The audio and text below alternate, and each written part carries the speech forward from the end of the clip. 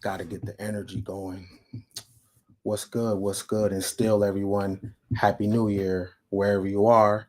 My name is Katt Williams. If you didn't know, welcome, welcome, welcome. Hopefully, you are somewhere being appreciated and never tolerated. When you come through, go ahead and give a like for the algorithm and go ahead and give your boy a share. I got a fire conversation today. Seems to be the conversation that everyone is consumed in. But before I get into that, if you can see me, press 1. And if you can hear me, press 2. And if everything is everything on your end, you know what we come here to do. This is Heaven on Earth, where we use personal development as a vehicle to get heaven now. Over here, we do not believe that you have to die to get to heaven. All you got to do is be real, reflective, enlightened, accountable, and limitless. And I have a promise for everybody out there, boys and girls, men and women, young and old.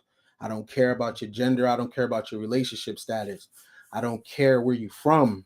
I have a promise for you that personal development is for everyone. And we're still at the top of the year. If you slipped and fell on your New Year's resolution, don't even trip. Don't beat yourself up. Get back to it. Keep focus, right? The theme of this year is multiply. That's my theme. But in order to multiply, you're going to have to be focused, especially now, right? Now. Keep your babies close and be patient with everybody in your life that's trying to love on you. I want you to give yourself grace for your past, give yourself grace for everything that's happening now, and please give yourself grace for everything that's going to happen this year and beyond. People make the mistake of listening to an album one time and then they call it a classic. They give their opinion on it too soon. But when it comes to music, you got to ride in the car with it.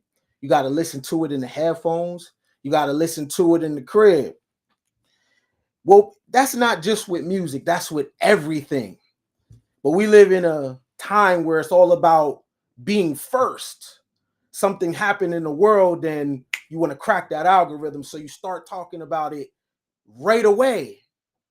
But that's not how I was trained, and that's not how I go about things. I don't have to be first. I need to be right about what I'm looking at. And as a teen, I got to listen to Bobby Hemmett for hours and hours. Then I got to listen to Panic, Brother Panic, carry on those traditions. I got to listen to people, men and women who I consider master teachers. And it's interesting, a lot of the information that I was taught 20 years ago is coming full circle. People thought those elders were crazy. People thought those people were conspiracy theorists. But it's interesting to hear the conversations that's going on now. If you know, we were being taught this 20 years ago. But in the spirit of those elders, I cannot react to things when they first happen. I have to do the knowledge to it. And in the YouTube world and social media world, if you don't talk about something in 48 hours, it's old. But over here, Heaven on Earth, we have to be right and exact. And we have to make everything about personal development, no matter what the thing is, no matter what the tea is or the gossip. What does it have to do with us? My conversation today is the joke's on you. The joke's on me. Katt Williams Hollywood Shuffle. If you've been sleeping under a rock, you already know the conversation. And I'm already going to let you know that you messed up if you ran to the barbershop and was like, see, did you hear? You messed up already in the spirit of personal development if you're in your group chat and you're talking about all this salacious gossip. And you messed up if you didn't make it about you. What does this have to do about you? Right? What does it have to do about you? Hollywood doesn't have really anything to do with you because you can turn your cable off. You don't have to watch TV. You don't have to be entertained. So if you're looking at this and you already gave up your power, you lost. Now is the time for you to unplug. Now is the time for you to go your own way, right? But we're going to get into it because I like to know what I'm looking at. Now, I like you, I don't like to be a part of the science experiment. I like to be the scientist. So we've been watching this thing from the audience. And again, you got to step back so you know what you're looking at. What is this? What is this? What are you looking at? Do you know? Right? How do you know you're not caught up in the ritual? All this talk about Hollywood rituals, how do you know you're not caught up in the ritual? Because everybody's attention is glued to one thing at the same exact time. And everybody is talking about one thing. That means you're a part of the ritual, but you're not conducting the ritual, you're in it. Now, whether you believe this or not, attention is the most valuable thing. Now, if you have millions of people giving attention to a certain space, right? The people that's conducting the science experiment or in control of the ritual, what can they do with your attention? Because that's energy. So while you are gossiping, while we gossip, while we're being entertained, your energy can be harvested for creative purposes. So while you go to sleep tired and drained and exhausted, not sure why, there's people that use your energy, right, to build, to create, to think, right? Your energy is being multiplied. So what are we looking at?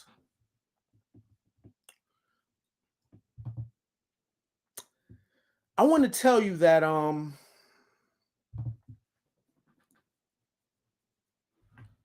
that's not normal. That's not normal. And I don't want you to think, oh, it's because he's exposing and telling the truth. And that's not normal, yo. 43 million views about what? Right?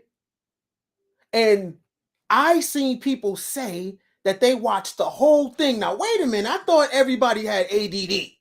So now people can sit through 3-hour conversations all of a sudden in the world of short form content. All of a sudden, now people can sit through 3-hour conversations about what?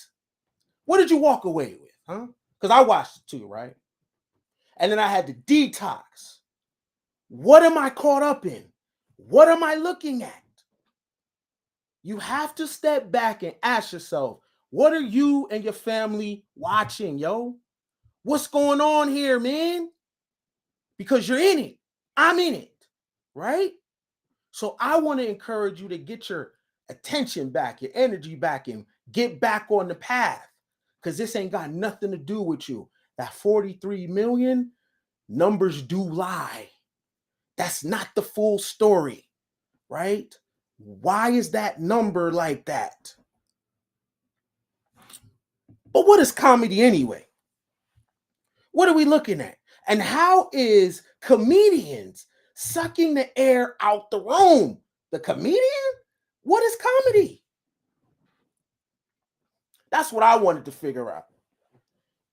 So I had to go do my homework, and I stumbled on a man named Aristophanes. He's born 446 BC, dies 386 BC. Aristophanes' name means the one who appears best. He is known as the father of comedy. He was born in Greece, And what I learned that comedy has 3 different periods originating in Greece. You have old comedy, middle comedy, and new comedy. Remember this, because there's a certain style of comedy that comedians use, and it's based on the time period. So old comedy, middle comedy, new comedy. Okay? I'm gonna read something to you, then I'm gonna post the link in the chat so you can do your own homework too. Okay? So the ancient Greeks took their entertainment very seriously and used drama as a way of investigating the world they lived in and what it meant to be human. The 3 genres of drama were comedy, satire plays, and most important of all, tragedy. Comedy. The first comedies were mainly satirical and mocked men in power for their vanity and foolishness. The first master of comedy was the playwright Aristophanes. I just talked to you about him. Much later, Meander wrote comedies about ordinary people and made his plays more like sitcoms. Tragedy dealt with big themes of love, loss, pride, the abuse of power, and fraught relationships between men and the gods. Typically, the main protagonist of a tragedy commits some terrible crime without realizing how foolish and arrogant he has been. Then, as he slowly realizes his error, the world crumbles. Matter of fact, so you can see it too, what I'm looking at. So remember, three periods of comedy: old, middle, and new. Okay? Where are we? Then, as he slowly realizes his error, the world crumbles around him. The 3 great playwrights of tragedy, I can't even say them names, I'm not even going to try, right? Some Greek shit. Aristotle argued that tragedy cleansed the heart through pity and terror, purging us of our petty concerns and worries by making us aware that there can be nobility in suffering. He called this experience catharsis. Satire plays, these short plays were performed between the acts of tragedies and made fun of the plight of the tragedy's characters. The satires were mythical, half human, half goat figures, and actors in these plays wore large phalluses for comic effect. Few examples of these plays survive. They are classified by some authors as tragicomic or comedy dramas. Why did I read that?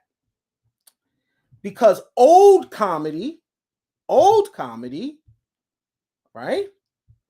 Old comedy is making fun of people in power, right? This Katt Williams thing, everybody's talking about these comics, talking about everybody's business. Whose business? That style is considered old comedy in Greece. New comedy is talking about the day-to-day lives of regular people. So I walked down the street, I slipped and fell over the banana peel, blah, blah, right? So when you start talking about your life, going to school, being married, you got divorced, your children, that's new comedy, right? But old comedy is talking salacious about people in power. So I want you to know, no one is being exposed from anything.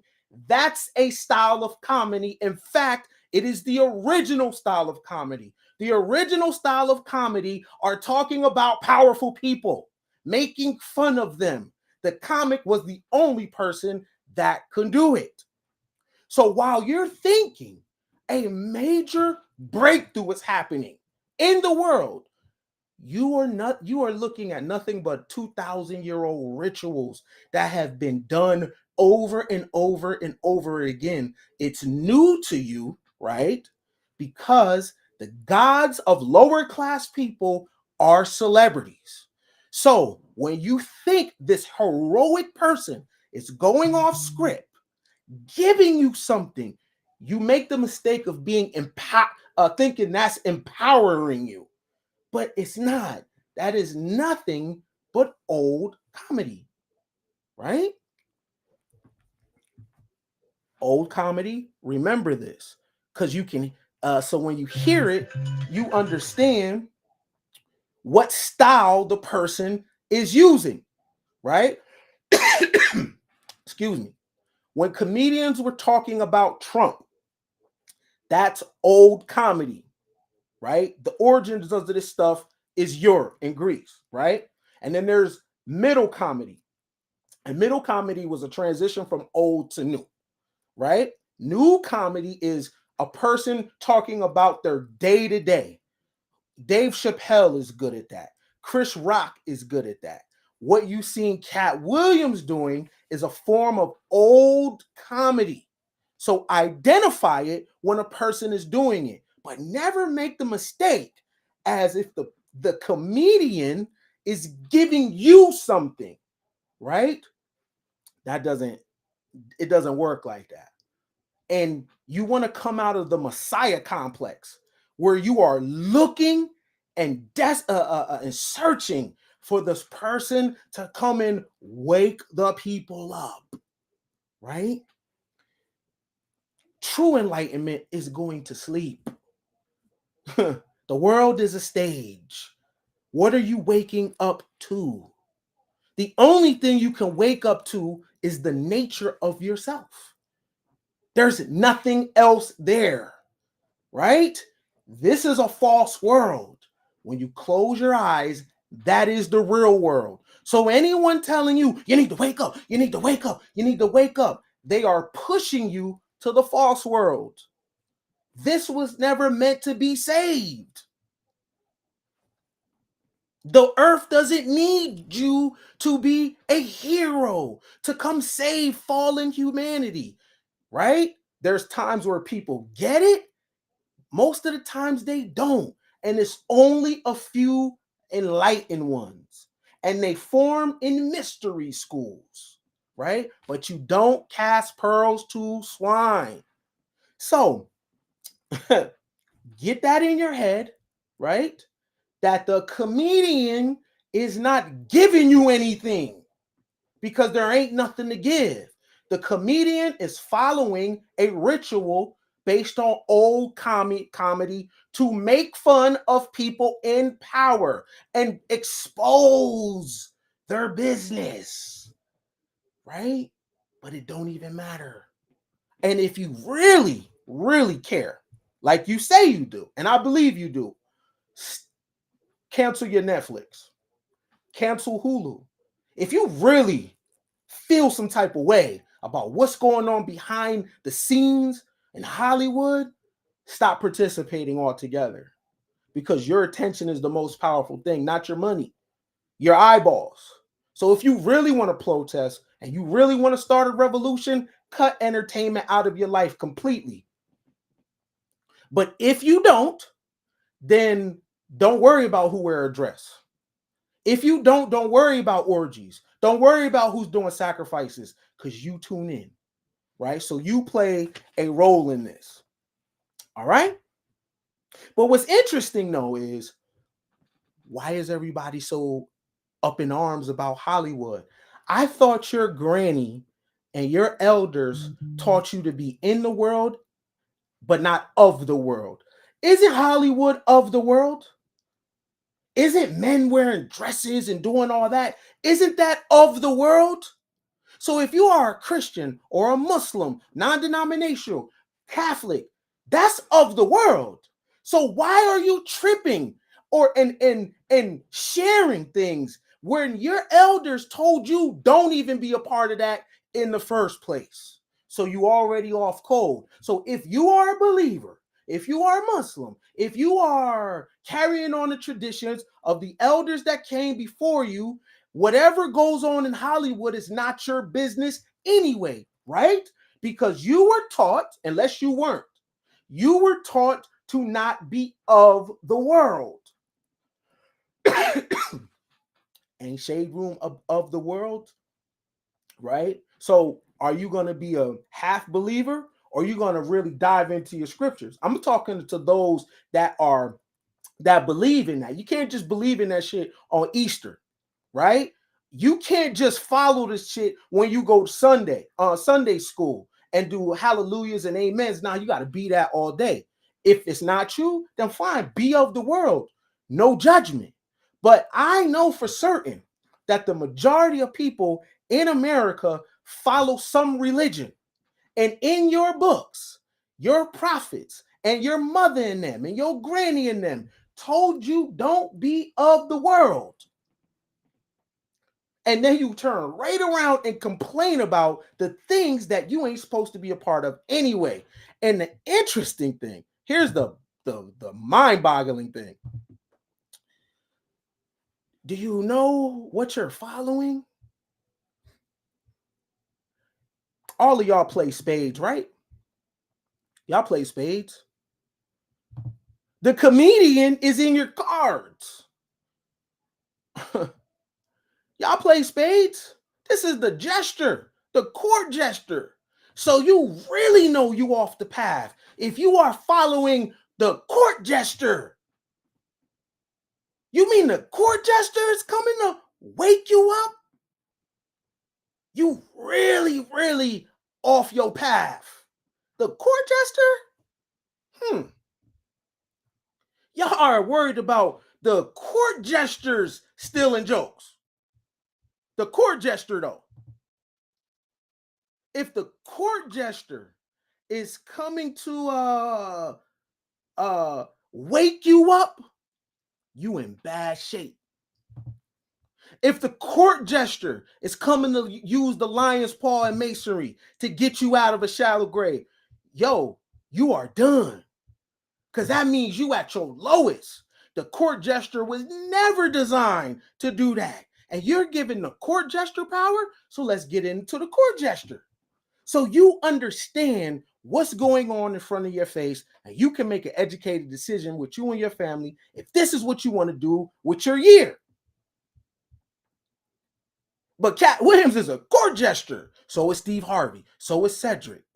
You could come up in money, but don't get it twisted on what you're watching on. And if you are choosing sides of court gestures, man, you dropped the ball on what your elders taught you. You dropped the ball. The dark history of the court jester and what life was really like for this medieval joker. That's what a comedian is. Court jesters have been popularized in both literature and film, many times with the reputation of being a joker, or more accurately, an entertaining, as it was once their job to jest the audience. In regard to many who question whether or not these dancing jesters actually existed throughout the course of history, they did. However, their lives were not always as fulfilled and jaunty as they might appear in pop culture references. So when y'all are playing spades, that joker is the court jester. Katt Williams is a court jester. Steve Harvey is a court jester. Okay? They entertain the king. They are not your leader. They are exposing each other's behind the scenes business, and you made the mistake of picking. It wasn't for you to choose a side. Right? The life of a court jester is one that dates back to the Middle Ages and the Tudor area. It was during this time that the need for a jester, who was often referred to as a servant, was required by the court jester. Their duties also doubled, as they were often messengers for said courts and estates, following their masters wherever they went and delivered messages, no matter how dangerous the journey, wherever they needed to go. Some court jesters made great profit from what they did, while others found out quickly that being a jester isn't always fun and games, especially when the term "don't shoot the messenger" becomes a stark reality. Now you found out where "don't kill the messenger" comes from. Hey, you got to understand something. If you're brown skin, by the time your peoples emancipated themselves for real, your peoples was in a world that was going on already, that had rules, and these people just adapted to it, right? So a lot of our sayings, A lot of our ways is from Greece, Rome, England, Germany. So what you're looking at, you think is really new, but it's old. Like comedians are from Greece. Court gestures are old. Don't shoot the messenger is old, right? Where do you think this stuff comes from? That's why it's important not to be part of the experiment, because when you're part of the experiment, you don't know what you're looking at. You want to step back anytime you find yourself on the frequency of everybody else. Everybody's having the same conversation, thinking the same exact thought. You need to step your ass back. You do not want to be part of the same Wi-Fi as everybody else. Everyone's talking about it. Everyone's doing the same thing. Yo, you got to step back. That's mind control. You don't even know what you're looking at. So the court gesture is dominating the conversation. That really tells us for real what class level that we're on. When the court gesture is the one as being that's enlightening you, that you must don't read books. You must don't go to museums. You must not be in student mode. If the court gesture is your teacher.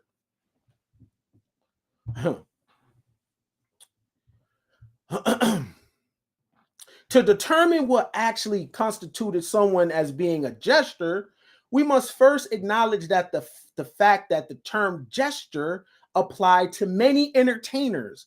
During the 11th and 12th centuries, the term minstrel, which meant little servant, commonly referred to musicians, singers, jugglers, magicians, and tumblers.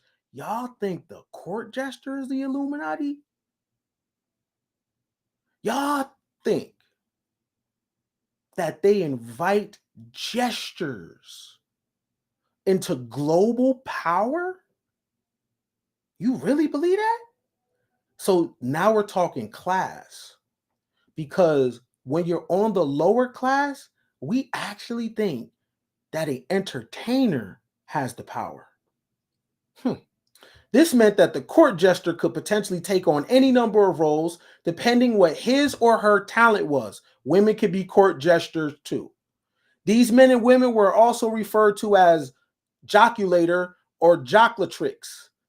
Towards the end of the 12th century, the term fool began floating around and eventually was used to refer to jesters who had earned their freedom and with it payment in the form of land.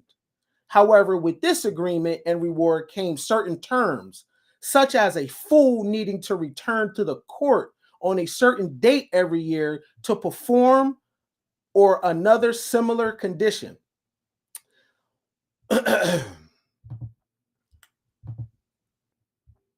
Hope everybody's good, right? Hope everybody's good. All right.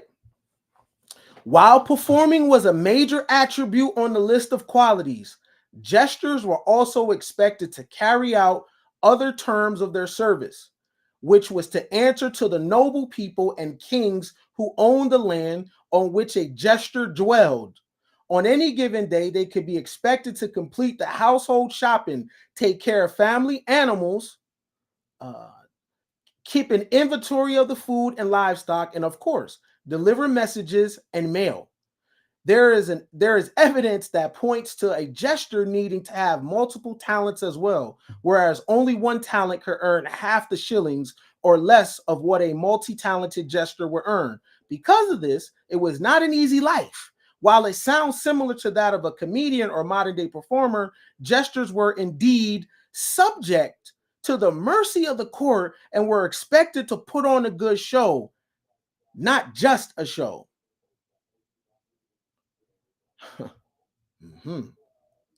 Katt Williams is a court jester.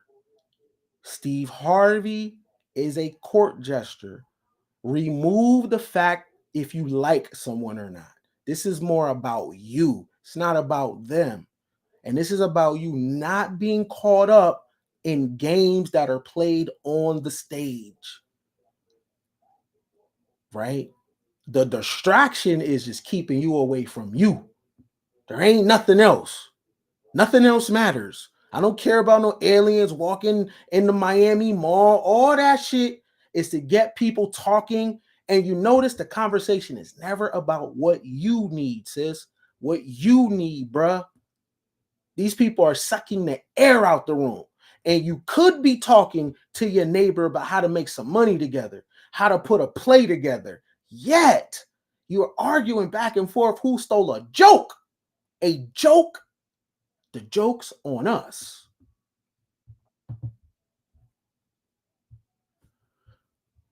The danger of being a court jester.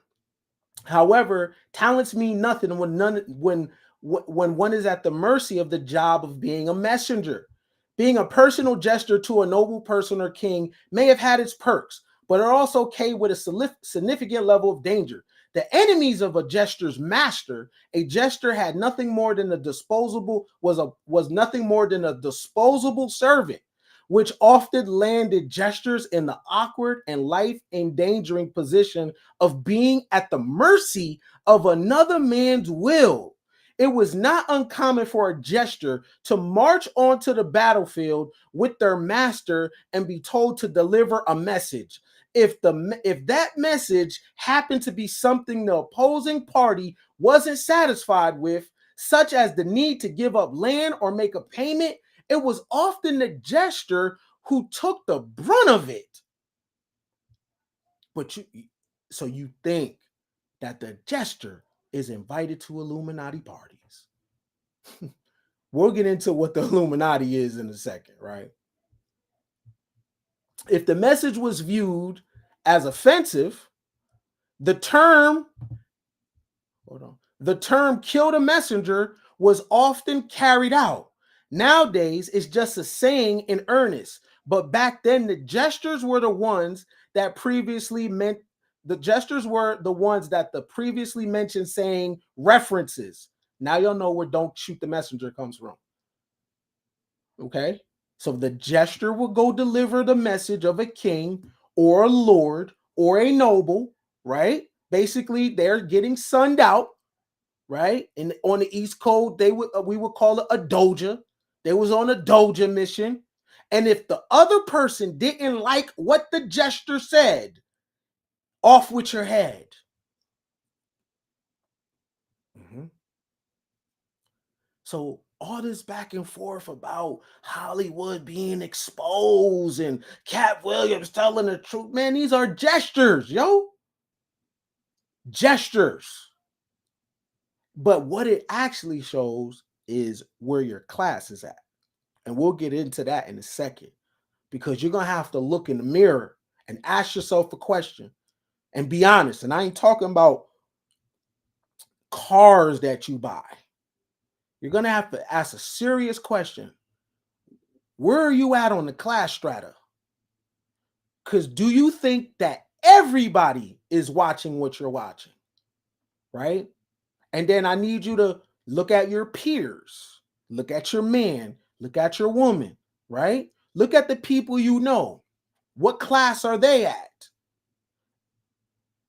And you'll know this by what are y'all sharing? What information are y'all sharing? Because if the court jester is the person that is waking you up, you are on the bottom. You understand? You're at the bottom. But you live in America or you live in the West. You don't got to be in the bottom, right? Just stay on the path, right? Stay on the path. Do not get caught up in choosing a side, right? And when you're on the bottom, your currency is, yeah, man, that person just keeping it real. Just be real. And, huh? Just want to say anything. This is how you know when you're on the bottom, because ain't no rules. You can say anything. If you can say anything, then you're on the bottom. When you move to the top, everything ain't being said. When you on the bottom, everybody can keep it real. Speak truth to power, brother. We love that shit. That is the language of the poor.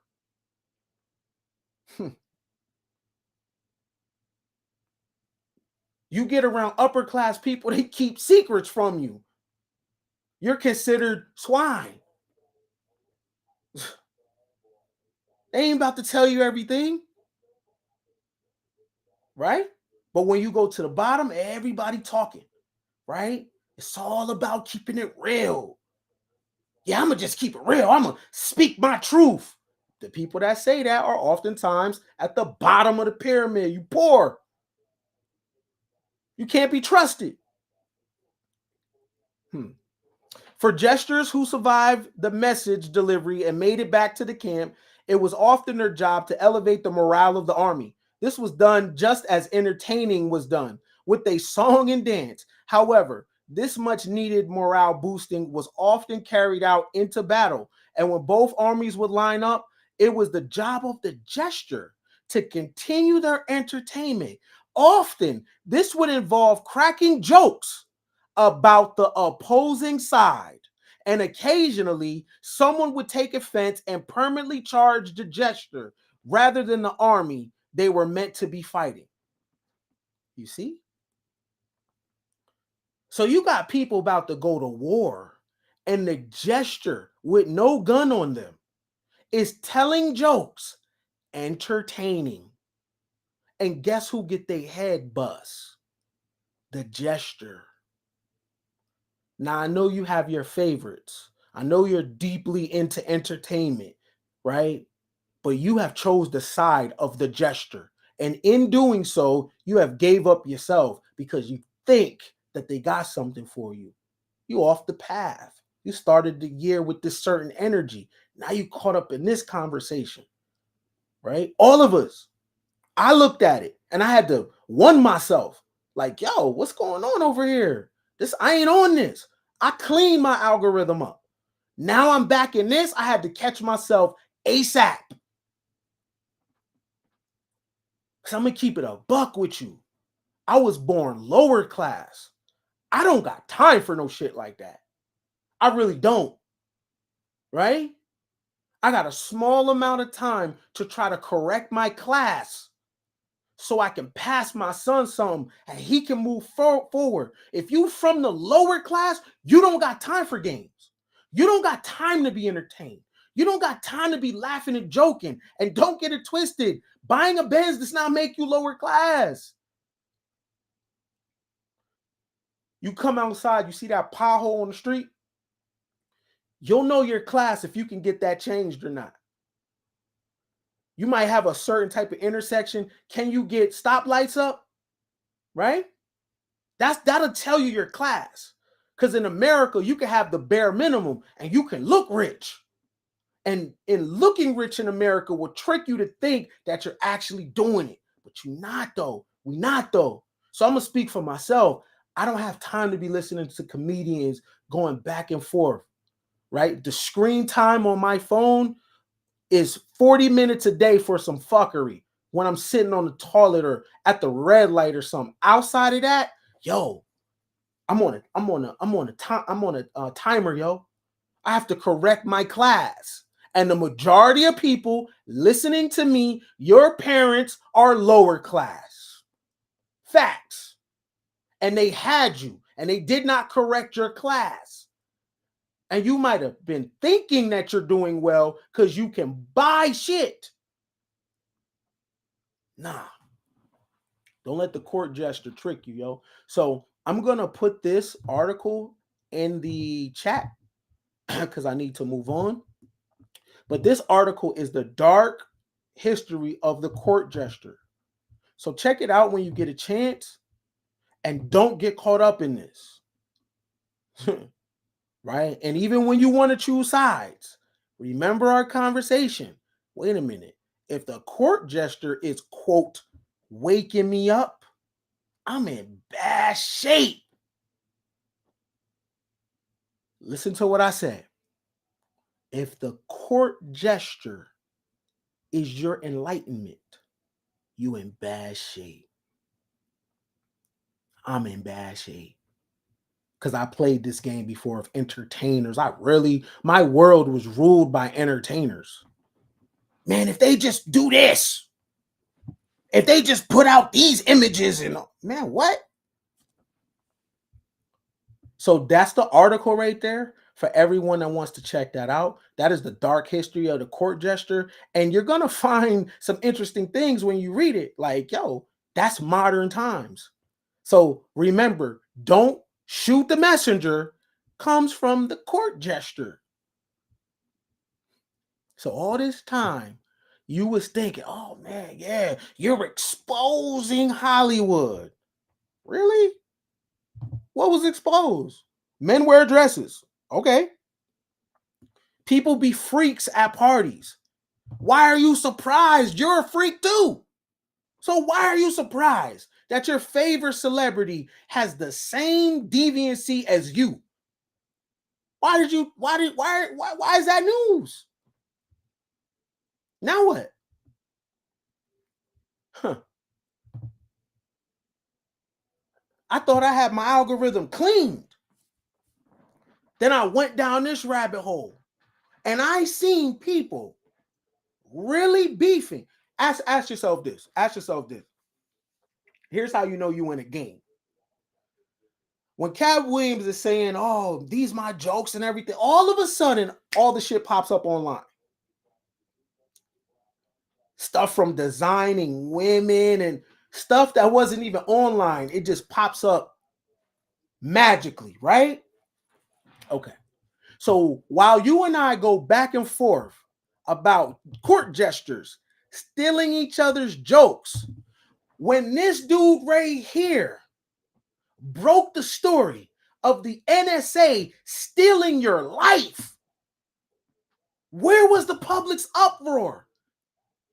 This is Edward Snowden. He's exiled from America. He broke the story of the NSA spying on American citizens. But we're talking about gestures stealing jokes. Yo, when you sign online every day, your data is being stolen by corporations. Why do you think every time you're talking to your mom about a holiday, all of a sudden you come on Facebook, the same conversation you had, you're being marketed and targeted to? You're talking about shoes, you're talking about a coat. Your phone was listening, right? Your phone knows what you want to buy before you do. But the conversation is about who stole a joke. As American citizens, we don't even have privacy anymore. How many of us read them terms and conditions? When you go to websites, don't you see something called cookies? The time you spent on the website is tracked. Your watch time on videos is tracked. Your empty carts when you're shopping is tracked. I'm a digital marketer.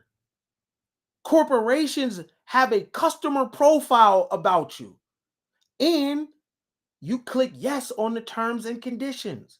So that's why, if you notice your social media experience, look how many ads came on your timeline. You don't even have to like the page from the company. The ad automatically comes down your timeline and it tracks you across platforms. And your concern is a comedian stealing each other's jokes when corporations have entire customer profiles on millions of people. Your baby is already a consumer already. They already know how they're going to market and target your son and your daughter to be lifelong consumers. People will be lifelong customers at specific brands and companies. You care about people stealing jokes? What about your data? See what I'm saying?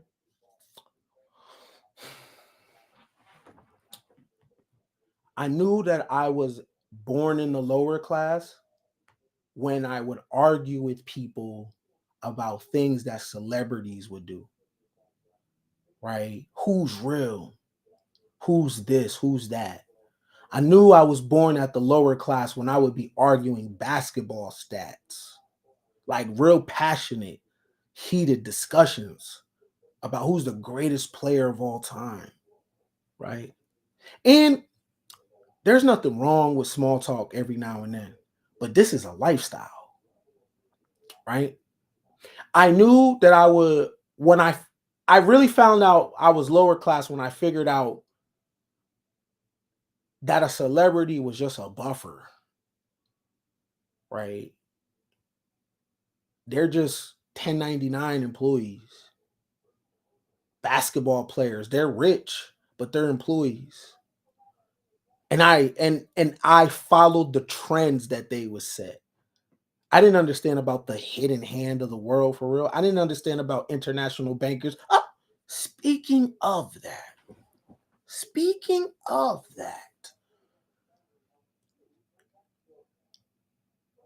do you really know what the Illuminati is? Who told you about the Illuminati? Right? Have you really walked through that yourself? Because why do you think Doja Cat is part of the Illuminati? Kanye? See, so we associate celebrity with power. And if that's the case, then job well done, because we really have been fooled.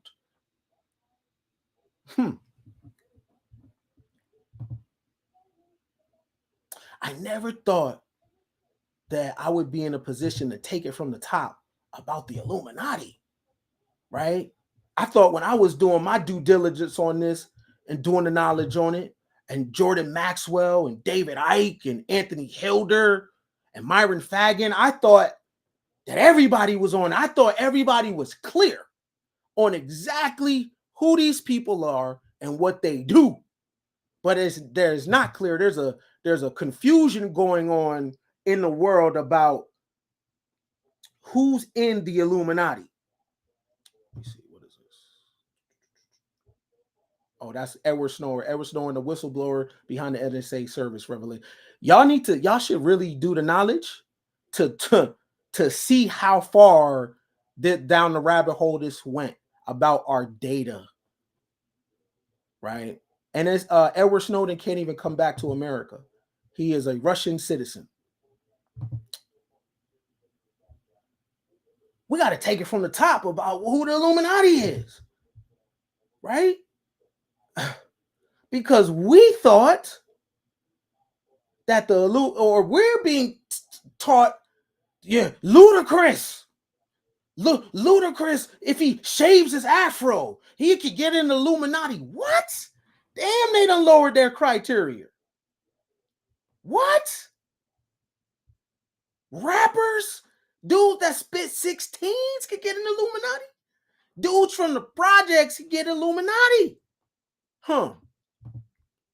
Let's take it from the top. Right.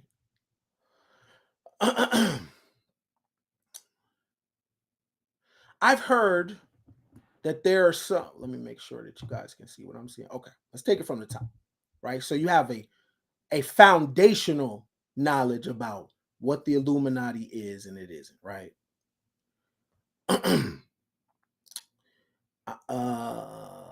I've heard there are some meetings here, but where and when I have no idea. Sister Anna told me, taking some time to open up on the subject. I think they come from France, England, all over, but Igno stat, I don't know, that's German, is the meeting place in Europe. Working in the church bookstore opposite of Igno, colossal Gothic church, Sister Anna sees and speaks to a lot of people, but some remain shrouded in mystery to her. Illuminati pilgrims, she believes, may still carry out secret meetings in the Bavarian city. The idea that a clandestine Illuminati gatherings could be taking place in a small Bavarian city may seem far-fetched, But Igno does have a history of them. The city is the birthplace of the infamous secret society that has become part myth, part historical truth, and the foundation of countless conspiracy theories. It was May 1st. So when May 1st comes up, pay attention close to the news. There's always events that happen. That is the anniversary of the Illuminati. May 1st. I'll post this article in the chat too. It was on May 1st, 1776, that Adam Weishaupt, a professor of law at the University of Igno, founded the Order of Illuminati, a secret organization formed to oppose religious influence on society and the abuse of power by the state by fostering a safe space for critique, debate, and free speech.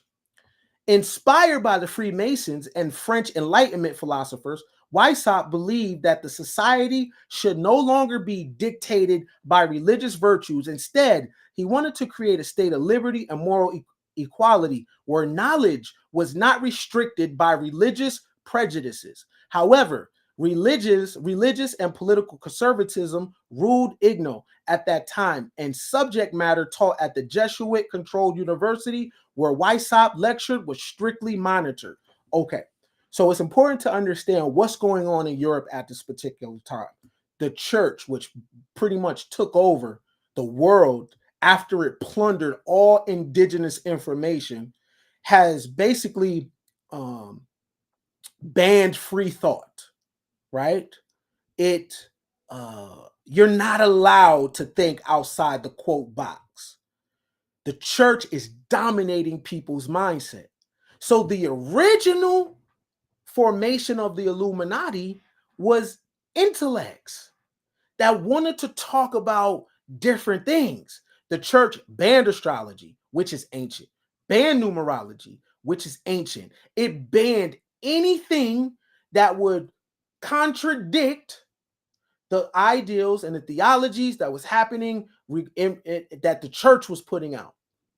So the original purpose of the Illuminati, the original purpose, was to to bring great thinkers together, right?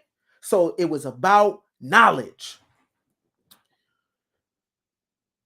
A lot of people that we think is an Illuminati are idiots, right? We'll just give the title or give or will label someone Illuminati because they're famous or because they throw up a symbol. We'll get into that in a second, so you know exactly what to call it, right? It's called romantics, right? Romantics is just not giving flowers. Romantics is an actual movement, right? So Adam wanted to bring together the brightest minds that he can find, because the church, the Roman Catholic Church at this time, was very oppressive. There was no such thing as free thought. People were illiterate, right? That was the original purpose of the Illuminati. You was a light bearer, okay? A light bearer. And even right now, if you have ideals that doesn't align with the church, they call you a devil worshiper. They call you a pagan. Shit like that, right? Okay. It's important to have a foundational understanding of the Illuminati, so you will stop labeling idiots the Illuminati. So you'll stop labeling rappers and people that can't even speak straight the Illuminati, right? Money is not power. If it was, they would not allow idiots to have it. Money is thought to be power when you're in poverty. And then when you get the money, what do? You buy things, right? So you can look a certain kind of way. That's not power. Knowledge is power. I know we've heard that many times where it sounds cliche, but knowledge really is power. What kind of knowledge, though? Knowledge of yourself, right? Religions take your knowledge and they put the deities and the power outside of you. And then you have to ask for wisdom. You have to ask for things. You have to beg demiurges to assist you in your human path. The Illuminati went against the church and they put power in people's hands. After initially handpicking his most talented law students to join, the network rapidly expanded, its members disseminating Weishaupt's goal of enlightenment with radical teachings, while at the same time creating an elaborate network of informants who reported on the behavior of state and religious figures in an effort to build up wealth of information that the Illuminati could potentially exploit in their teachings. With the help of prominent German diplomat Baron Adolf Franz Friedrich Fonderfer von Neige, who helped recruit Freemason lodges to the Illuminati cause, the clandestine group grew to more than 2,000 members throughout Bavaria, France, Hungary, Italy, Poland, among other places. Not so many people knew about it, but the Illuminati are part of the history of the IGNO. Local journalist Michael Klarner explained, as we stood outside the old University of IGNO, an unassuming church-like building just a short stroll from Sister Anna's bookshop. Parentheses, the Illuminati was never meant to be noticed. Now, think about this, right? How is it that people don't even read books, right? People that don't even research can tell you what the Illuminati is. Do you think if this was the people that was running the world, how would idiots know who they are? How would people that don't even research know who they are?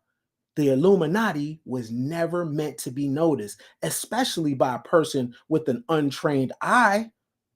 This is why people at the bottom think the celebrities are them. Come on, man. You can only pick up who's in what organizations by training, right? It's going to be certain postures that they do, certain ways of talking, certain symbols that they rock, right? It's not about rapping songs. And because you see visuals, oh, that's satanic.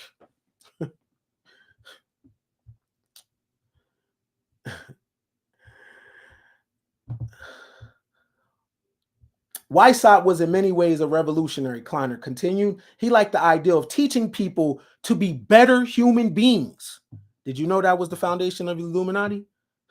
He wanted to change society. He was dreaming of a better world, of a better government. He started the Illuminati with the ideal that everything known to humankind should be taught, something that was not allowed here at the university. I need to move on, so I'm going to put this article in the chat as well so you can check it out. Did you know that was the foundation of the Illuminati? Enlightenment, learning, education. You can't be an Illuminati member and you don't read, right?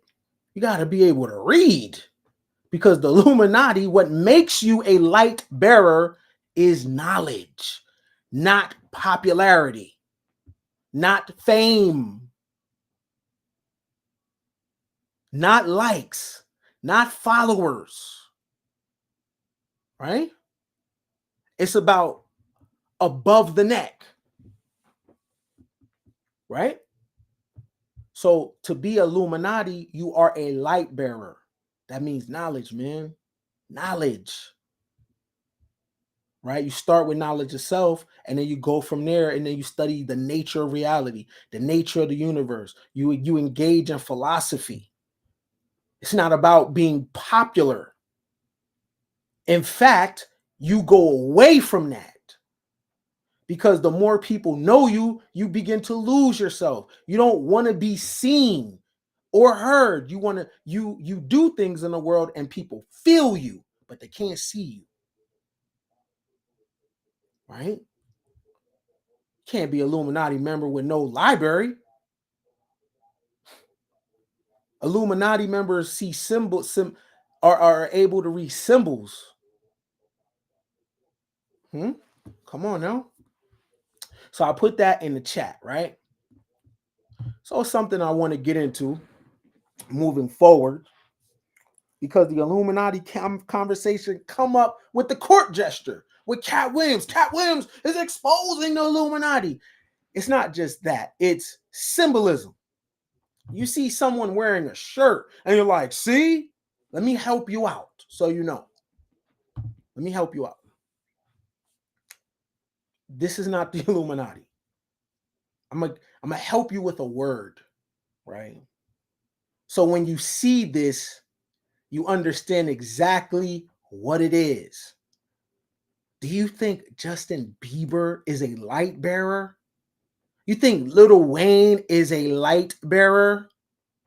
And why do y'all give Satan so much credit? He barely even shows up in the Bible, right? Let me tell you a secret. Up is down and down is up. Meaning, whatever you think is the evil thing is actually the good thing. And whatever you think is the good thing is actually the bad thing. That's how people at the bottom are taught. You call on something and you think it's good, but it's actually not. And then the thing that you're calling bad is actually good, right? The things that they tell you to stay away from, it's power there. The things that they give you, it makes you powerless. Why would you give it? Right? You think this has power? Justin Bieber? Look at Justin Bieber. He's Illuminati. You see this and you, oh my God. Oh my God. It's a triangle.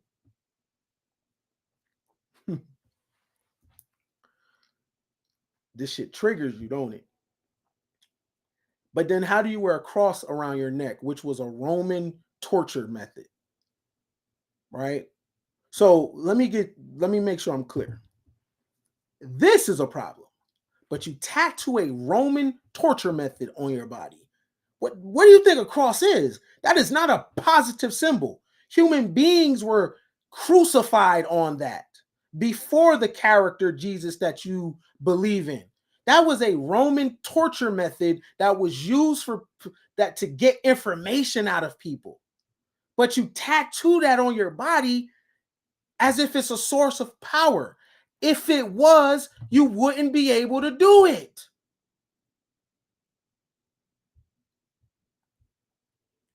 Let me slow it down for you.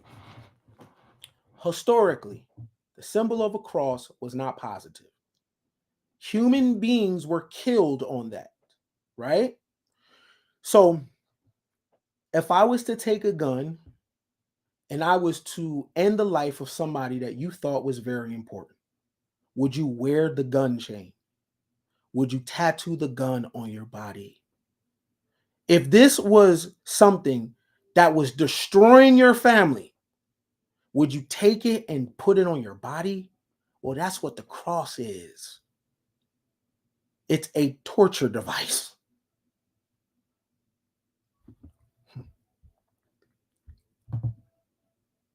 The fact that people are scared of this, other people have power. Oh, look at this. Wait a minute.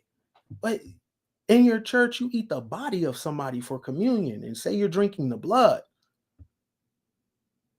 You're drinking the blood of someone and eating their body in the form of a cracker. But you scared of this? I'm gonna help you with a word, right? Oh my God, look, everybody. Look, these people are devil worshippers. Oh my God. Is it that, or are they romantics? What is romanticism? Also known as the Romantic movement. Romanticism was an intellectual library and artistic movement that took place in Europe and America. Romantics is just not giving women flowers on Valentine's Day. Romantics is an actual movement. When you're seeing people wear symbols on their shirt, throw up signs, that's romanticism. So it's a real thing. So, what is romantics? Also known as the Romantic movement, is an artistic and intellectual movement that originated in Europe towards the end of the 18th century. For most of the Western world, it was at its peak from approximately 1800 to 1850. Romanticism was characterized by the emphasis on emotion and individualism, as well as glorification of the past and nature, preferring the medieval to the classical. Romanticism was partly a reaction to the Industrial Revolution and the prevailing ideology of the Age of Enlightenment, especially the scientific realization of nature. It was embodied most strongly in the visual arts, music, and literature. It also had a major impact on historiography, education, chess, social sciences, and the natural sciences. It had a significant and complex effect on politics. Romantic thinking influenced conservatism, liberalism, radicalism, nationalism. When you're looking at this and what you are like super scared of, oh my God, look at these people. Look at these are romantics. That's all this is. This is romanticism. Signs, symbols. You think this shit got power? This is just romantics. And why are you so scared of signs and symbols when you're big on your ancestors and your ancestors dealt with signs and symbols?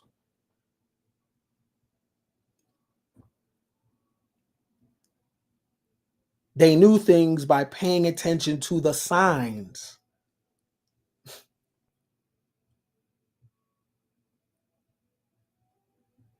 You give these people way too much power, and they troll you. They know you're gonna react. Yeah, let's throw up a sign real quick, real quick. Yeah. They're gonna call us Illuminati. And what do? Go right to work, man. You see that Super Bowl last night? Yeah, that was devilish. Why'd you watch it? Why'd you watch it? This is romanticism. Let me see. There was some. Let me see. Read this paragraph.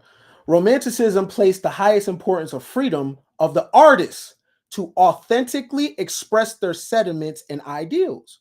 Romantics, like the German painter Caspar David Friedrich, believed that an artist's emotion should dictate their formal approach. Friedrich went as far as declaring that artist's feelings is his law. The Romantic poet William Wordsworth, thinking along similar lines, wrote that poetry should begin with the spontaneous overflow of powerful feelings, which the poet then recollects in tranquility, enabling the poet to find a suitable, unique form for representing such things. The Romantics never doubted that emotionally motivated art would find suitable, harmonious modes for expressing its vital content, if that is, the artist steered clear of moribund conventions and distracting precedents.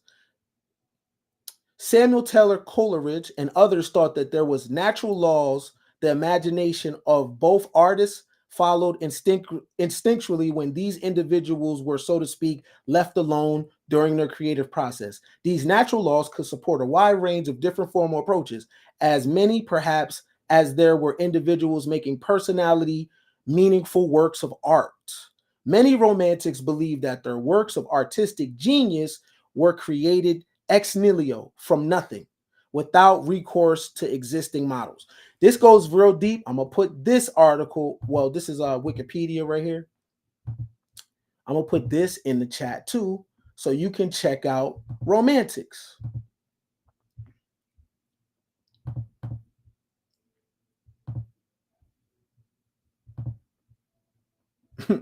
This stuff is not spooky, yo. This is why knowledge is important. So you don't go for the okey doke, and you always know what you're looking at, and you stay on the path. So all this time you've been thinking these symbols, oh my God, look at this. Man, that's nothing but romanticism. Trust me, if there was power in it, do you think they would show you?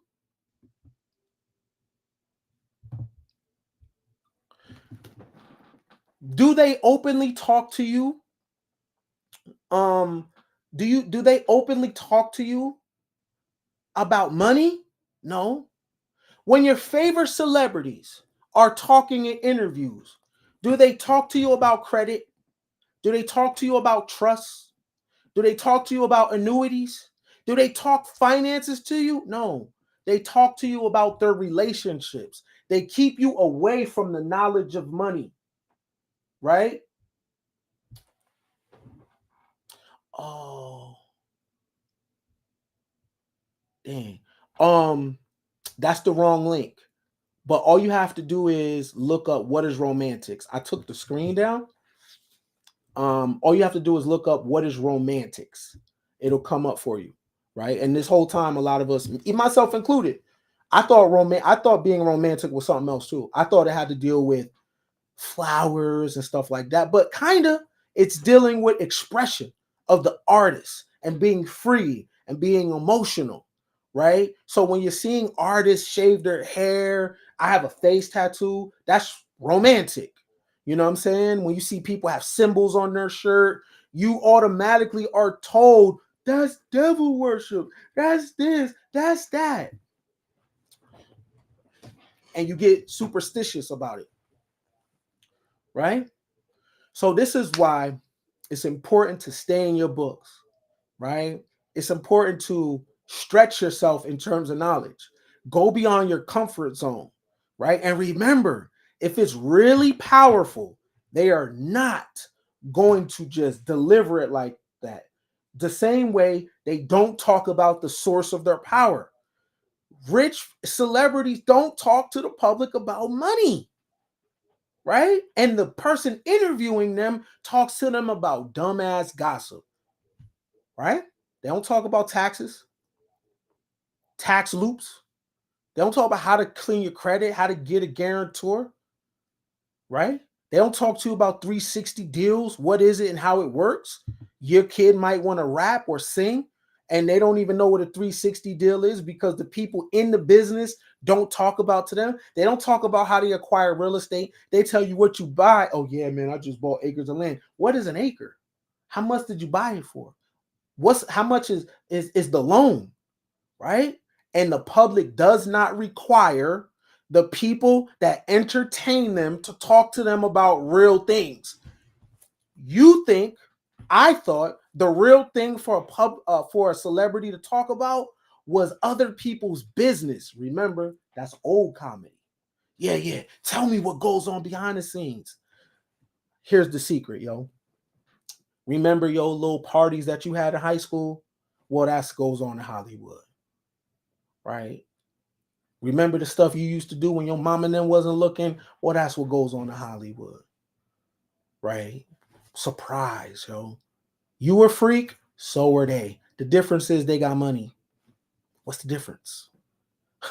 You assign like a different behavior to these people because you're under the assumption that they're not like you. So those signs and the symbols I talked about to you, that's all dealing with romance. Okay? So let's talk about real quick before I close. If I was looking for the Illuminati, where would I start? If they're not celebrities, then who are they? How do I find them? Right? How do I find the Illuminati? I'm going to help you. Give you a name.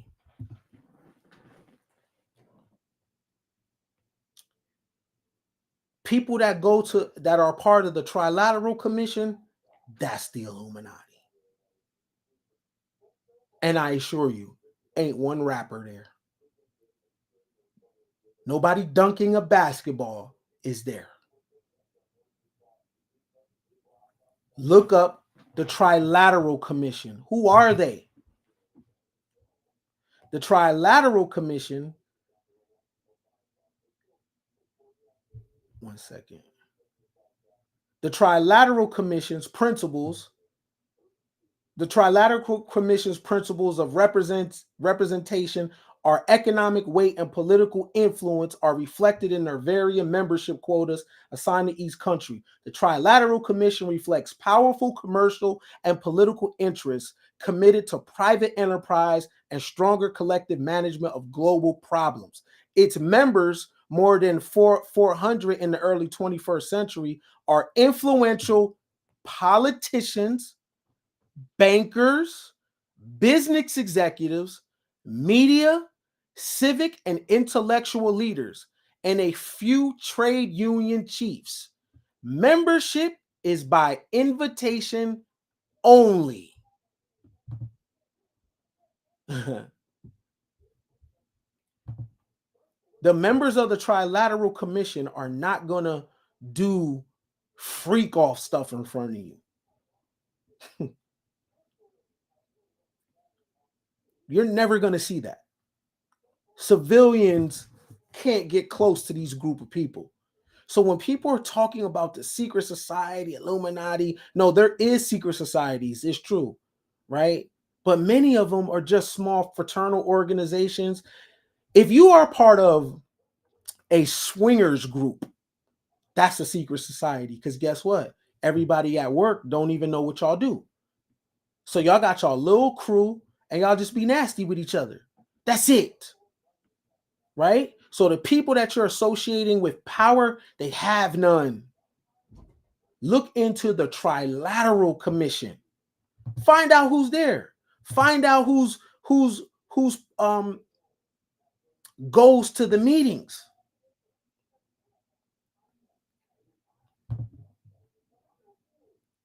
What about them? Because we're talking about the Illuminati, right? What about the Bilderberg group? These are not rappers. Matter of fact, I'll do you one better. So we can really see what it looked like. Because they got the names, right? Let's go through some names. Because we're under the impression that celebrities, niggas, is part of these groups. People that rap songs, people that... What? Let's look at some of the names so we can figure out who the Bilderbergs are, right? Now we're gonna go through some of these names, and I want you to pick out the rapper. Let's see if we find Ludacris in this. All right. Now this is your Illuminati, right? King Philip of Belgium. Now these are the people that have attended Bilderberg meetings.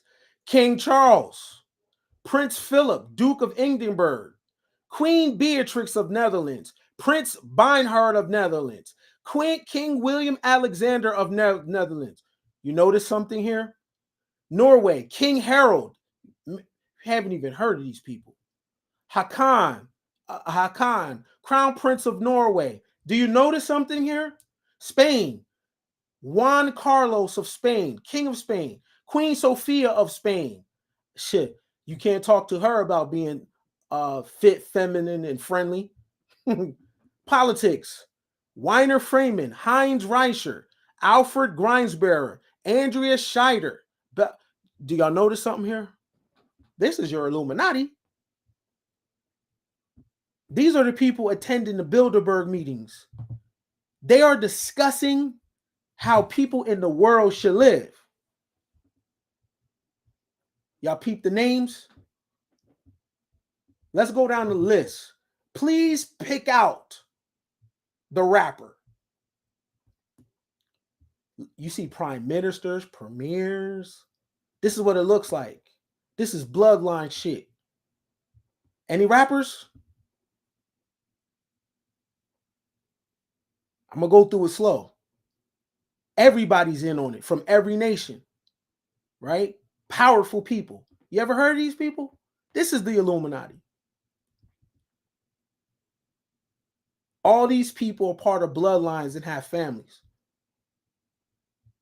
They don't want to be famous.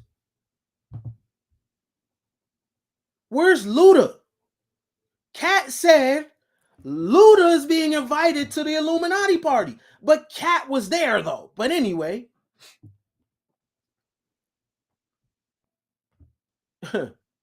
this same court jester was talking about men in dresses, but then turned around and said, y'all got it in a contract for Ricky Smiley to be in a dress. Wait a minute, man. What the hell?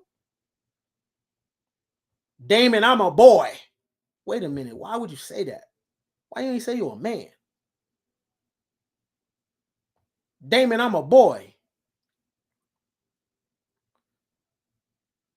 So wait a minute. The dress that they was talking about Ricky Smiley wearing, that was in First Sunday.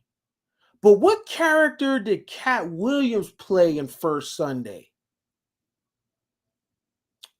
Hold up 1 second. Let's find a picture. So you don't choose sides, right? Because, hold on. We need to figure out what character Katt Williams played in First Sunday.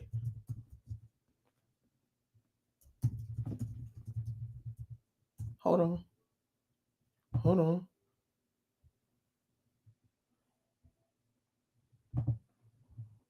Hold on.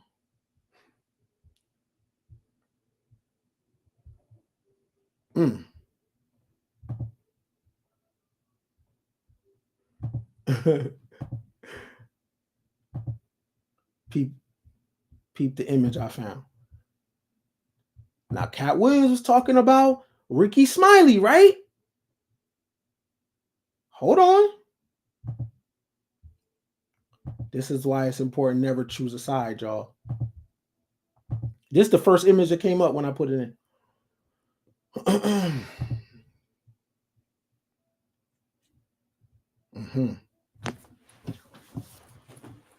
No judgment on nobody. I just know what I'm looking at. I'm not going to choose a side, right? Hold on. So just so we're clear though, right? Wasn't Katt Williams talking about other people and their roles? Right? If you really like a straight dude, even in the name of comedy, you're not going to play a role that you don't agree with, right? I'm just saying, this is why you don't choose a side. The game is the game. These are court gestures.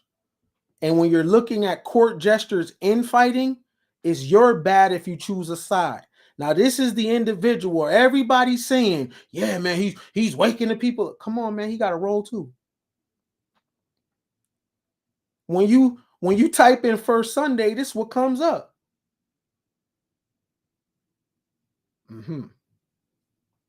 But Ricky Smiley wore a dress. And Katt was gay. No shade, though. No shade. This is all about personal development, so you don't choose a side. Can't nobody wake you up, yo. The light is in you. There's nothing outside. Nothing. There ain't no big conspiracy. Matter of fact, probably the biggest conspiracy, I lied. The biggest conspiracy is who these Negroes are in the Western Hemisphere. That's the biggest conspiracy. Who is these people you call Black Americans in North, Central, and South America? How old are these people? That's the biggest conspiracy. Other than that,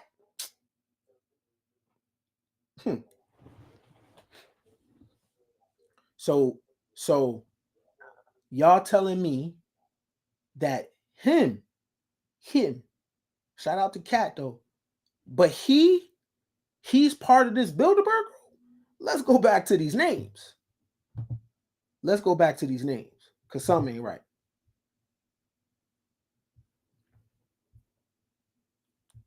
Now, notice none of these people show up on these podcasts, right?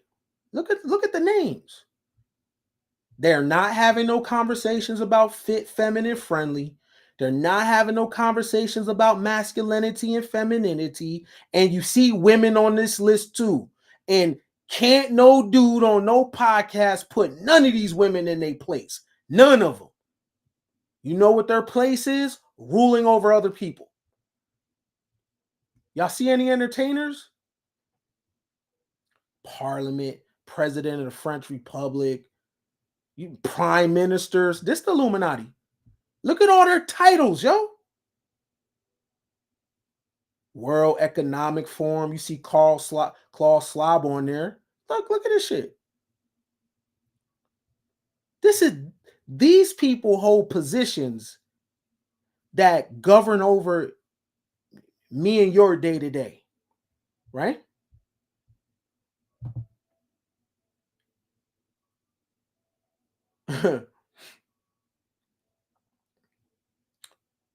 And we are having conversations that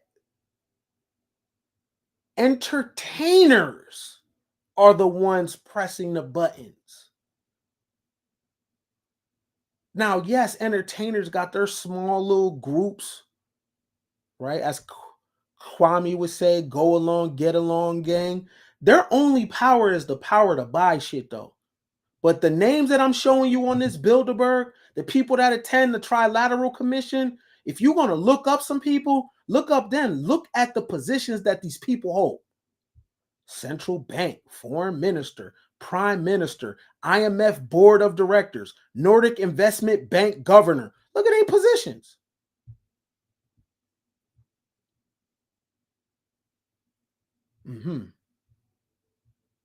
Put this in the chat so you can look at the names, because that's super important.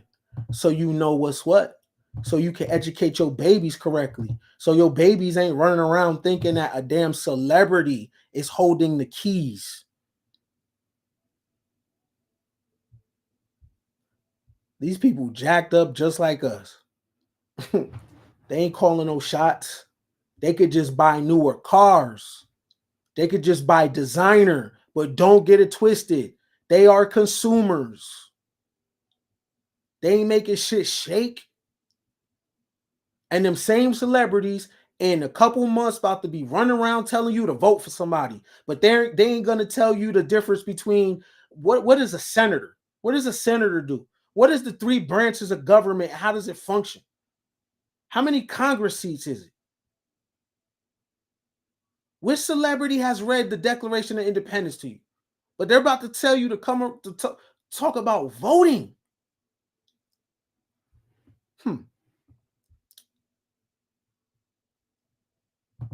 Let me tell you how you get into shit like this, right? Because we talk a lot about the ancestors, but we don't really carry on the tradition of the ancestors. The ancestors looked up, right? These people have taken the stars and put them on the ground. People believe in the stars on the ground more than they do the ones in the heavens. Oh, astrology's fake. I don't believe in that. But they be all on the Walk of Fame. You think this is a coincidence?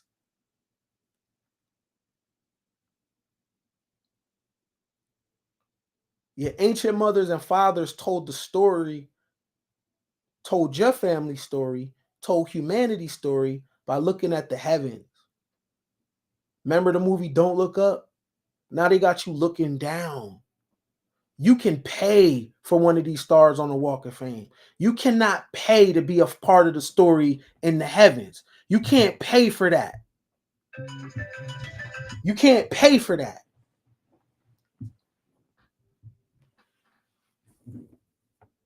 You understand? If you really honoring the ancestors and your and your family and your bloodline, your story is up, not down.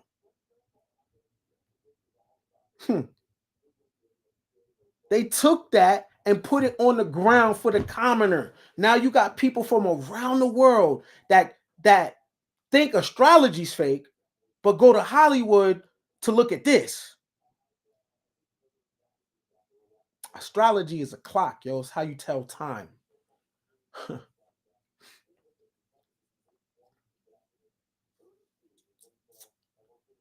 Your old mama and them, your old granny, your old grandpa used to look up and be able to tell time, right? Then the Underground Railroad, didn't they use the North Star? Oh, but they come and say, "Oh, that's devil worship." Of course, because it's how you tell time. So don't use this calendar. Instead, use the Gregorian calendar where a new day starts at night. How does that make sense? How does a day start when the sun is not out? And August is named after Augustus. And months of the year of the Gregorian calendar is named after Roman deities.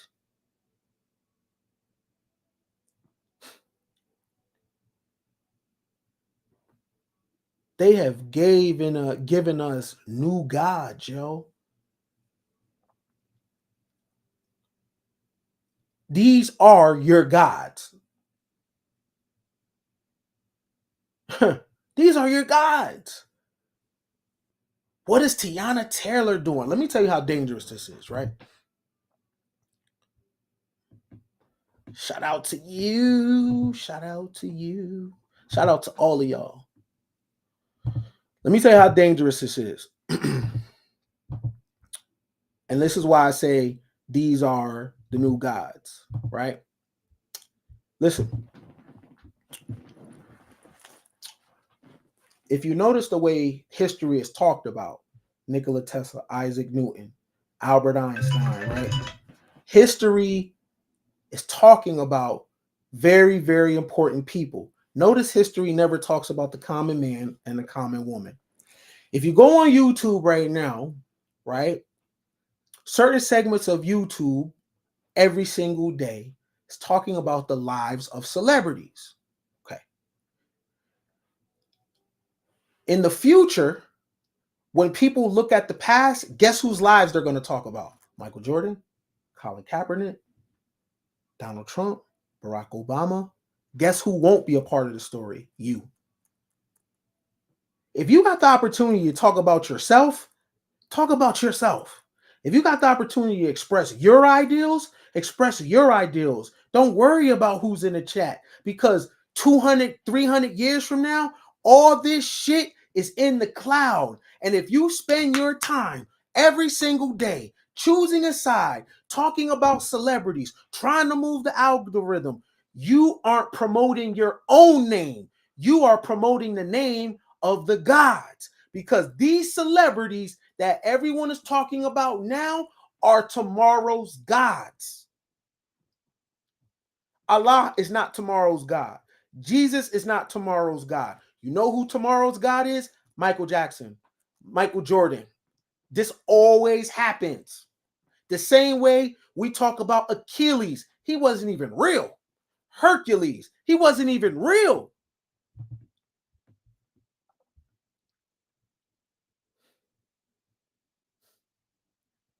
When you got a chance to talk, promote your mind, promote your philosophy.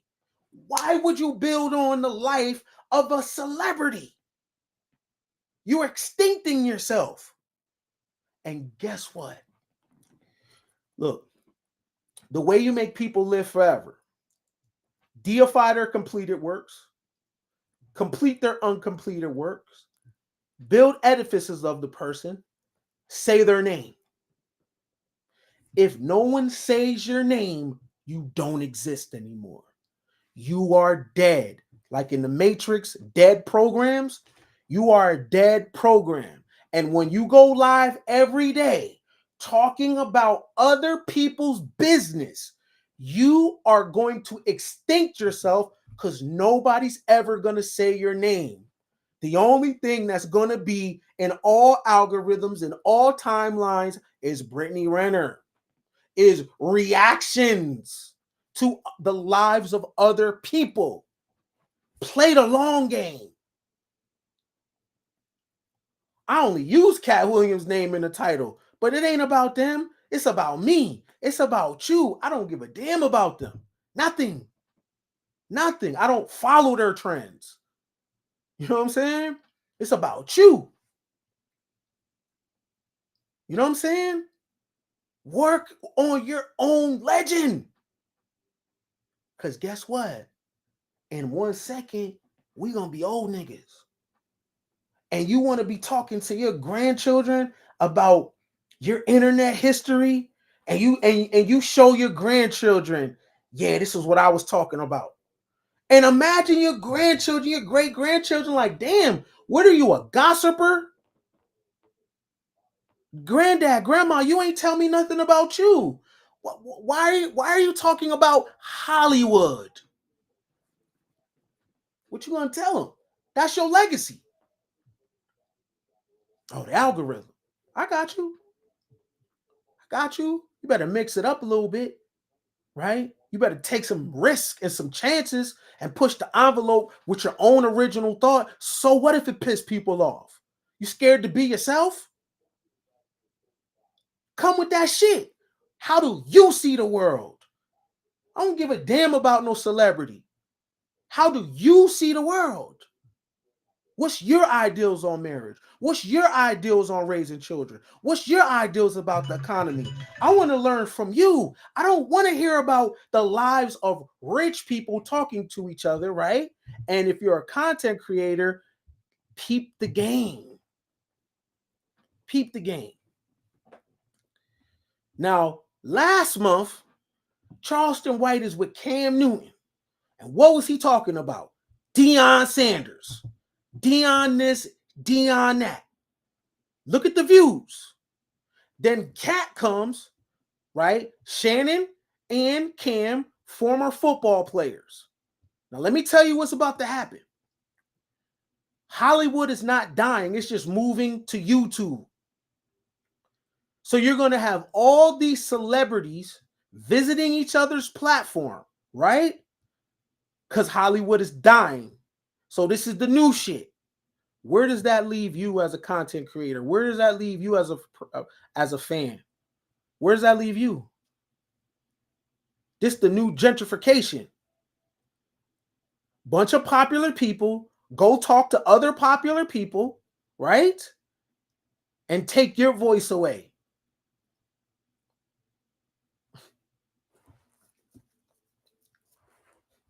Cam and Shannon ain't football players. Famous, rich, right?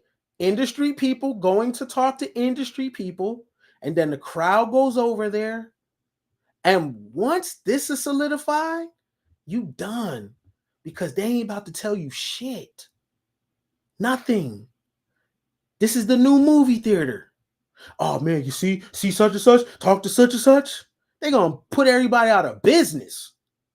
Hollywood wasn't on YouTube. They're coming though, especially after that 43 million. This is about to be the play for the rest of the year. Yo, who business can you talk about? Don't go for that shit. Don't sign up. I'm telling you, that's the play for the rest of the year. A famous person talking about someone else. And let me tell you how it's disrespectful. They leave rich. So you'll listen to rich people tell someone else's business, but you won't demand that they talk about that shmoney. So you okay with rich people playing in your face? Characters. Look at these views, yo. What is this stuff about? What are they talking about? Gossip. Yeah, and he was doing this, and he was doing that, and he was doing this, and he was doing that. And do you know why the public shows up for it? Because personal development is scary as hell, yo. Vision boards is scary as hell. To work your plan is scary as hell. To work on your marriage, work on your relationship, show up as a mom, show up as a dad, weight loss, budget and money, that shit hard. It's scary, right? You might fail. This is why all that other stuff is popular, because it's escapism. You don't want no one telling you what to do, right? So you need a place where you could turn your brain off, where the people that you like is shucking and jiving, being stepping fetch it right in your face, and you ain't tripping. I know personal development is hard, yo. I just turned 40. I'm terrified. What the hell? I'm looking in the mirror, looking for grades and shit. I'm looking at my kid. Damn, he about to be 16. Some of us wasn't prepared. I get it. It's scary. So what do? We go online, and who is having a conversation that I can turn my brain off? Let me go to see who getting exposed. And then when the video goes off, you got that bill still smack dab in your face. And because you ain't figure out a way to pay it, you go right back into the matrix, right back into the BS. I get it. Because being an adult is trash. And it's scary as hell. And you got to get it right for your kids. And being married is hard. And staying in love is hard. And working on yourself is hard. You know what's not hard? Listening to celebrities talk about other people's business. But let me tell you why you're there. Because you're scared. I know, because I've been scared. And I was over there for escapism. And then when it's over, I'm like, wait a minute, y'all ain't talking about no money? I just heard who you sleeping with, who this person sleeping with. Shit, we doing that. Talk about them M's that y'all do. What? I ain't Golden Globes? Who wears this? Who wears? Man, listen. Yo, you popping too. Your man is popping too. Your wife is popping too. Your kids is popping too.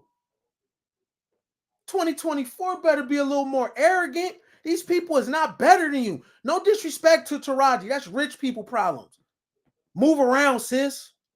Where I'm from, girls braid hair, bounce checks, sold CDs, DVDs, sold pussy, sold penny candies. I'm not trying to hear about you not getting paid in Hollywood and me get my support. Well, I know girls that's hustling. For real, for real. What? Baby on one arm, braiding hair on another, busting a play on another, middleman on another. What? Stealing clothes, boosting. Man, please.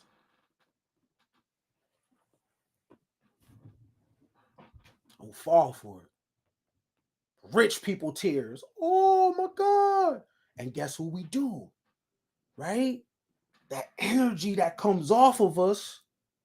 Listen, yo, it's a cult shit happening.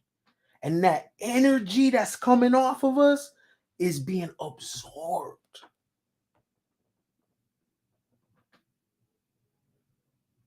People better keep their feet moving. I only got $40,000 for the 40,000. Man, I only got 40,000. Man, off one thing. Listen. You're listening to people complain. They only pay me 100,000, and you choose a side, right? What would you do with it? They gotta start flipping. Why we gotta hustle? Other people don't. Why? Because we like them? Y'all be at work or at someone else's job hustling. Hey, come here real quick. Man, hurry up. Doing serves, busting plays, break room. But you crying for them? Man, please. pick yourself. Look. Now, this is serious, though. This is serious. You've been scared out of your power. Your power has always been in the supernatural. They have gave you deities to serve, which are demiurges, right? The Judeo-Christian deity, that's Yadaldabra. I'll talk about that at another time. This has been given to you. Things outside of you, right? They've told you looking up and tapping into the power that your granny and them had, your grandfather and them had, is demonic. Yet they take the clock of astrology and put it on the ground. And now you run into Hollywood. Oh my God, look. Oh man, Warren Beatty, Joe Pesci.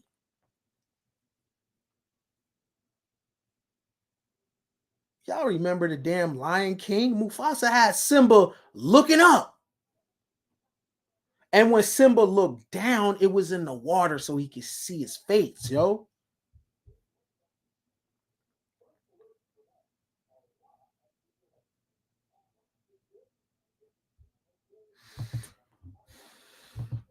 Now, here's the truth moment.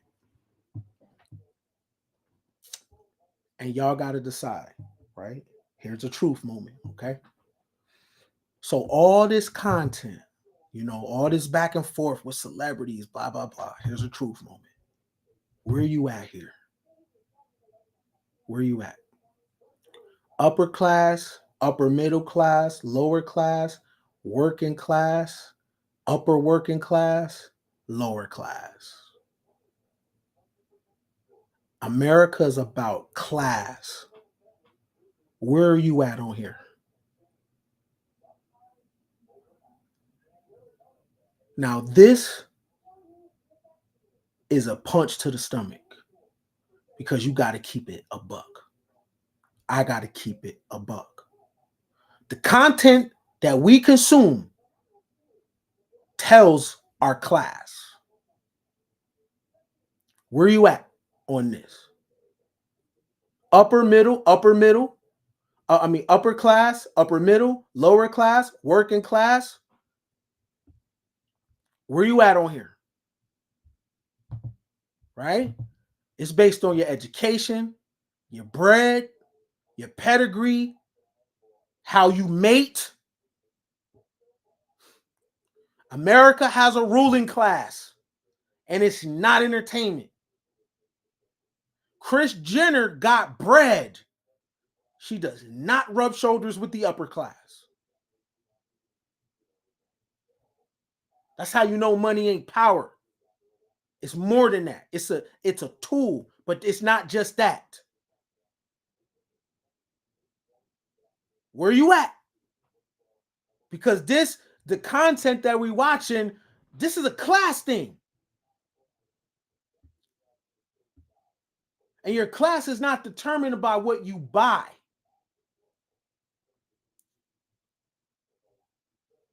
The upper class doesn't want to be seen. The upper class money is baked into the industry, meaning when they remove their money from something, it cripples an entire state. The lumber, the steel, the concrete.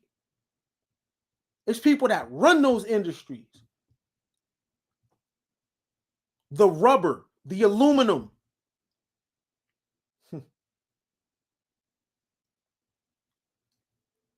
Mining. They don't want to be seen.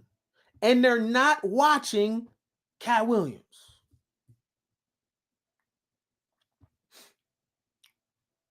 Where you at on here? You know how dumb I felt? Working poor underclass. Where you at? Are you working poor Are you underclass? Are you working class? Because certain content is for certain crowds and demographics. Your algorithm is based on class.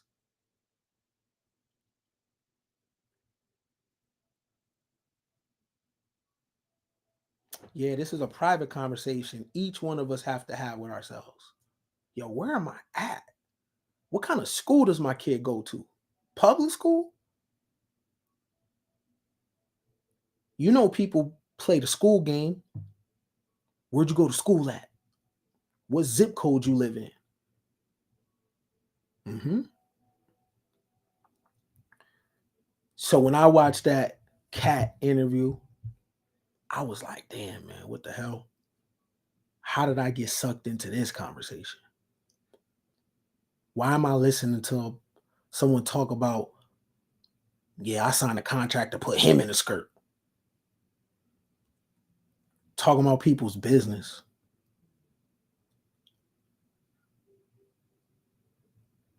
So I had to eat that.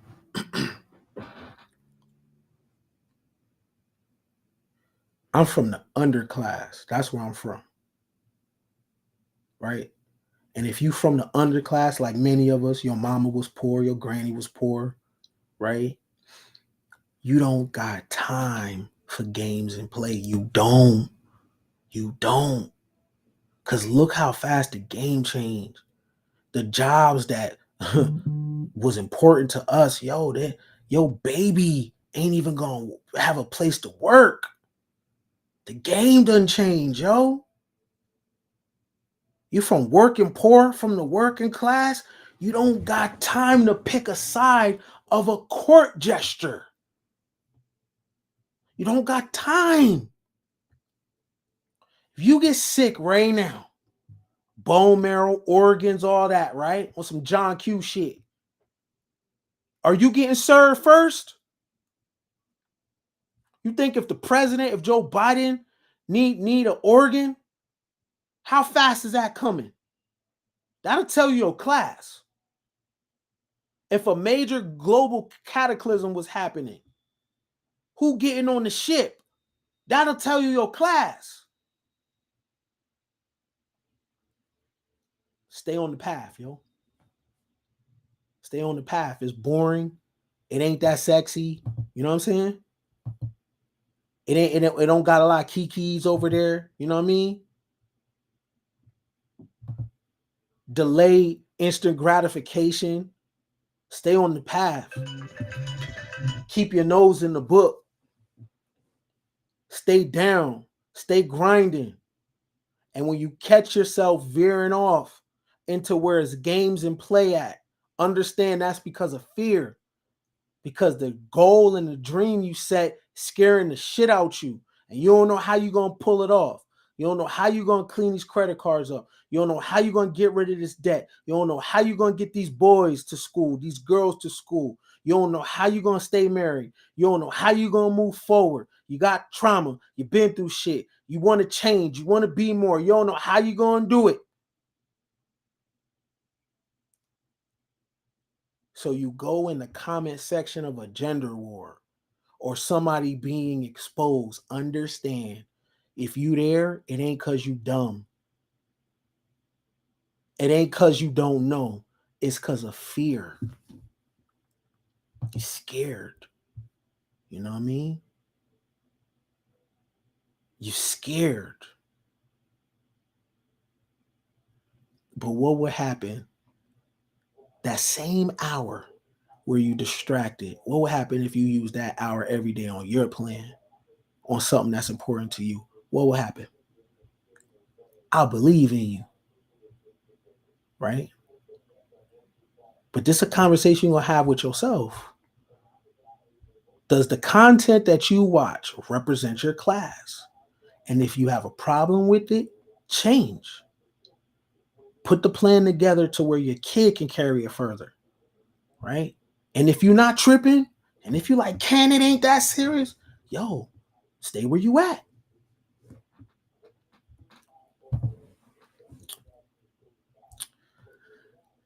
Shout out to Camille. Happy New to you, love. Appreciate you. Yeah, adulting is a mug. It ain't no joke. Shout out to you on the super. JP, appreciate you. Happy New Year to you and your fam. Camille coming through again with the 199. I'ma talk it, you know what I'm saying? Let me see. Seen a couple others. Shout out with the supers, you know what I'm saying? Whatever you put on the wood is much appreciated. Shout out to my homie. I hope they treat you right overseas with the 50 euro. I don't know what currency that is, but look, I put 3s on top of 2s, 5s on top of 4s. I don't give a damn. It's all good. Shout out to you. I hope when y'all looking at this and you really like, yo, what class am I? Huh. Look at the people you sleep with. What class are they? Who do your hair? What class are they? Keep it a buck. The school your kid go to, what class is it? Right?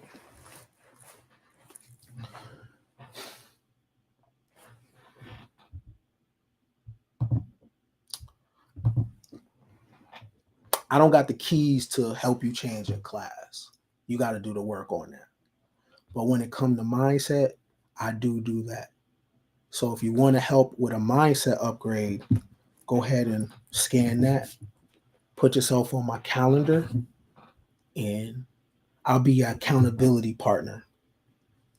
There is a war going on outside no man is safe from, but it's fought above the neck, right?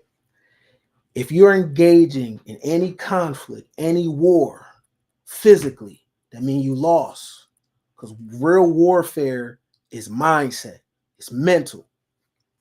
So much respect to you, even if you wish me the opposite. Sooner or later, we'll all see who the prophet is.